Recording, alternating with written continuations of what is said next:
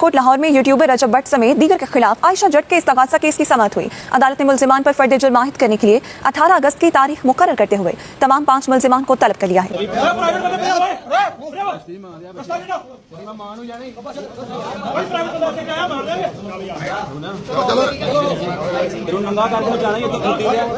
और भी प्यारे गिफ्ट आए वहाँ से।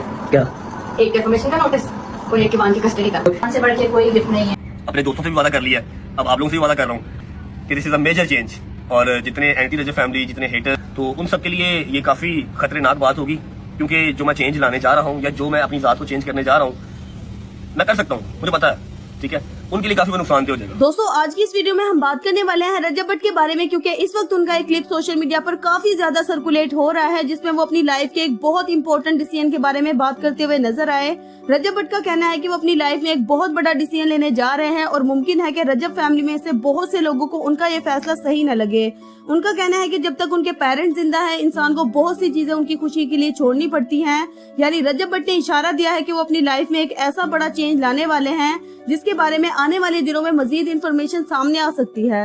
अपने दोस्तों से भी वादा कर लिया है, अब आप लोगों से भी वादा कर रहा हूँ, आने वाले व्लॉग्स में आप लोग चीज देखते रहेंगे इंशाल्लाह। लेकिन मैं ये बता दूं कि this is a major change. मतलब मैं ऑब्वियस बात है, वादा खुल के बताऊंगा तो नहीं, लेकिन समझ ले कि एक मेजर चेंज अपनी जिंदगी के अंदर लाने जा रहा हूँ। मेजर चेंज जिसको काफी लोग, शायद जो मेरे बॉयज एक फैंडम है या जो मेरी 92-93 लाख बंदे की फैमिली में जो बॉयज जितने हैं, मे बी वो थोड़ा सा डिसलाइक करें, लेकिन समझा करो दोस्तों, अभी माँ बाप जिंदा हैं, ठीक है, और उनके लिए इंसान को बहुत सारी चीजें छोड़नी पड़ती हैं। एक मेजर चेंज जी मैं अपनी जिंदगी में लाने जा रहा हूँ। मैं उसको बता के हाईलाइट नहीं करवाना चाहता, और यहाँ बैठने का मकसद ये है कि मौला के पंजे के साए के नीचे बैठा हूँ, ताकि अगर मैं कहीं कमजोर पड़ने लगूँ, अपने फैसले से डगमगाने लगूँ, तो मुझे याद आ जाए कि मौला अब्बास बड़े जलाली मौला है, और इनके साए के नीचे बैठ के अगर मैंने कोई बात की है तो उसको फुलफिल करना मेरा अब जो है ना वो फर्ज बन गया। अब इस स्टेटमेंट के बाद सोशल मीडिया पर मुख्तलिफ किस्म की डिस्कशन शुरू हो गई है। कुछ लोगों का कहना है कि रजब भट्ट ने अपनी लाइफ में जो बड़ा फैसला लेने का इशारा दिया है वो शायद दूसरी शादी से रिलेटेड हो सकता है। मेरी शायद जहाँ तक मुझे समझ आई, शादी भी हो सकती है। शादी की जिस तरह उसने एक बात की बीच में, एक लाइन बोली बीच में कि जी मेरे माँ बाप अभी बुढ़े हैं, मेरे माँ बाप अभी जिंदा हैं, तो इसलिए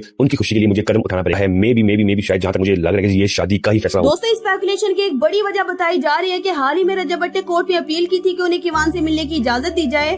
दूसरी तरफ अब जो कस्टडी का मामला है, इस हवाले से इंफॉर्मेशन सामने आई कि किवान की कस्टडी ईमान को मिल गई है। आमतौर पर कस्टडी केसेस में छोटे बच्चों की कस्टडी के हवाले से मदर को तरजीह दी जा सकती है, और अभी रिसेंटली ईमान के बर्थडे के मौके पर एक इंटरेस्टिंग बात सामने आई। ईमान ने बताया कि उन्हें 2 बड़े गिफ्ट्स मिल चुके हैं, एक डिफॉर्मेशन का नोटिस और दूसरा किवान की कस्टडी का notice. Happy birthday to you. और भी प्यारे गिफ्ट आए वहाँ से। क्या?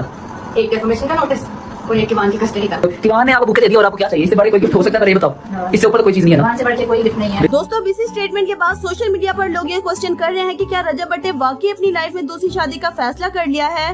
लोग ये भी कह रहे हैं कि जब किवान की कस्टडी ईमान को मिल चुकी है तो शायद रजब भट्ट अपनी लाइफ का एक नया चैप्टर शुरू करने का सोच रहे हों। लेकिन असल हकीकत क्या है, ये तो रजब भट्ट खुद ही आने वाले दिनों में बता सकते हैं। दोस्तों, अगर हम बात करें रजब भट्ट और आयशा जट्टी के केस की, तो यहाँ भी सिचुएशन काफी इंटरेस्टिंग नजर आ रही है। रजब भट्ट की तरफ से आयशा जट्टी के हवाले से ऐसी स्टेटमेंट सामने आई जिन पर लॉयर्स की तरफ से शदीद रिएक्शन देखने को मिला। रजब भट्ट का कहना था कि आयशा जट्टी लॉयर्स को फीस नहीं देती, कुछ और देती हैं।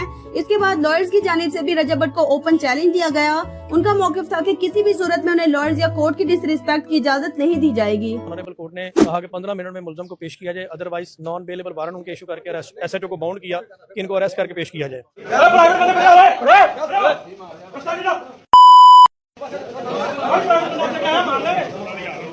ਜਿਹੜੇ ਕਲਾਇੰਟਾਂ ਦੇ ਮਾਮਲਾਤ ਨੇ ਉਹ ਕਲਾਇंटां ਦੇ ਤੱਕ ਹੱਦ ਤੱਕ ਰਹਿਣੇ ਚਾਹੀਦੇ ਨੇ। ਜੇ ਕੋਈ ਇਹਦੇ ਕਾਲੇ ਕੋਡ ਦੀ ਹੱਦ ਤੱਕ ਆਏਗਾ ना, ਅਸੀਂ ਉਹਨੂੰ फाड़ के रख देंगे। कि वीडियो उन्होंने बताई कि हमने जो बात की है वो आप लोगों पे या काले कोड पे उस पे नहीं बात की। यार देखें, वो बात को बार बार हवा देने वाली बात है। आमिर यार मुझे बताएं, वो कहते हैं कि काले कोड में अदालतों में मुझे काले कुत्ते। मुख्तसर बात यह है कि देखें, आपको सिर्फ जो काले कुत्ते हैं वो अदालतों में ही नजर आते हैं, बात करके बात को मैनिपुलेट करना। खैर, हमने उस बात को काले कुत्ते नहीं नजर आते, शर्म आनी चाहिए। दोस्तों, ये मामला इसलिए भी ज्यादा डिस्कस हुआ क्योंकि इससे पहले कराची में भी रजब भट्ट और लॉयर्स के दरमियान एक बहुत सीरियस कन्फ्रंटेशन देखने को आया था, जहां लॉयर्स की जानिब से इन पर शदीद रद्द-ए-अमल सामने आया था। अब दोबारा कोर्ट के अंदर भी सिचुएशन काफी टेंस होने की बात सामने आ रही है। रिपोर्ट्स और वायरल क्लिप्स में बदतमीजी, गालम गलोच के एलिगेशन भी डिस्कस किए जा रहे हैं। दोस्तों, बताया जा रहा है कि कोर्ट में सिचुएशन इतनी टेंस हो गई थी कि रजब भट्ट को वहां से निकालना पड़ा, वरना लोगों का कहना था कि कराची जैसे सीन्स दोबारा क्रिएट हो सकते थे।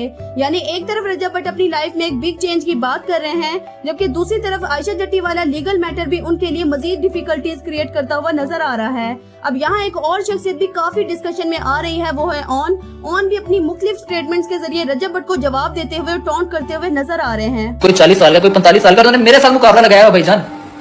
मुझे गिराने में लगे, मुझे हेट दिलाने में लगे, मुझे धमका रहे हैं। यार देखो यार, इनकी हरकतें देखो, जो 25 साल जिसकी उम्र है। लेकिन एक बात तारीफ में रखी जाएगी कि 35 से लेकर 45 साल के जितने भी बुजुर्ग है ना, कल्ला 25 साल के लड़के ने आप लोगों को टक्कर दे के रखा। फिर ठीक है, अगर आपको इतना ही खौफ है, हर पॉडकास्ट में बैठ कर कहते हैं कि उन्होंने ये कर दिया, उन्होंने वो कर दिया। जिंदगी में कभी एक दफा तो कहें आके कि मैं ऑन के कान खींचूंगी। ठीक है, ये टिकटॉक बना लिया ऐसे करके। यार इंसान बना तुम शरारतें हैं तुम्हारी खत्म नहीं होती। अच्छा यार, बड़े लोगों की ख्वाहिश है, पूरे सोशल मीडिया ख्वाहिश है, मां उनके कान नहीं खींची, जरा खींचते मेरा कान, इस शरारत पे, समझ रहे हो? उतर गया कान मेरा। दोस्तों, सोशल मीडिया पर इस मामले पर भी लोगों के डिफरेंट ओपिनियंस है। कुछ लोग कहते हैं कि अगर रजब भट्ट और ऑन के दरमियान इख्तलाफात हैं तो दोनों को पब्लिक प्लेटफॉर्म पर एक दूसरे को जवाब देने की बजाय मामला पीसफुली हल करना चाहिए। कुछ लोगों का कहना है कि ऑन को अपनी बहन का घर बचाने के लिए खामोश रहना चाहिए था, जबकि दूसरी तरफ बहुत से लोग ऑन को डिफेंड कर रहे हैं। यानी इस पूरे मामले में ओपिनियंस काफी डिवाइडेड हैं। दोस्तों, अब सूरत हाल ये है कि डाइवोर्स नोटिस भी डिस्कस हो रहे हैं। किवान की कस्टडी ईमान को मिलने की बात सामने आ चुकी है। आयशा जट्टी वाला लीगल मैटर भी चल रहा है और इसी दौरान रजब भट्ट ने अपनी लाइफ में एक बहुत बड़े डिसीजन का हिंट भी दे दिया है। अब ये बड़ा फैसला वाकई क्या है? क्या ये उनकी पर्सनल लाइफ से रिलेटेड है? क्या वाकई वो दूसरी शादी करने का फैसला कर चुके हैं या फिर उनके मिड में कोई और बड़ा चेंज है? अब रजब भट्ट खुद ही अपने आने वाले व्लॉग में इस मामले पर क्या इन्फॉर्मेशन देते हैं, ये देखना काफी इंटरेस्टिंग होगा। दोस्तों, आपको क्या लगता है, रजब भट्ट ने अपनी लाइफ में किस बड़े डिसीजन की तरफ इशारा किया है? क्या आपको भी लगता है कि डिसीजन दूसरी शादी से रिलेटेड हो सकता है या फिर कोई और वजह है? अपनी राय कमेंट सेक्शन में जरूर दीजिएगा। वीडियो को लाइक और चैनल को सब्सक्राइब करना ना भूलिएगा। मिलते हैं अगली वीडियो में, तब तक के लिए अल्लाह हाफिज।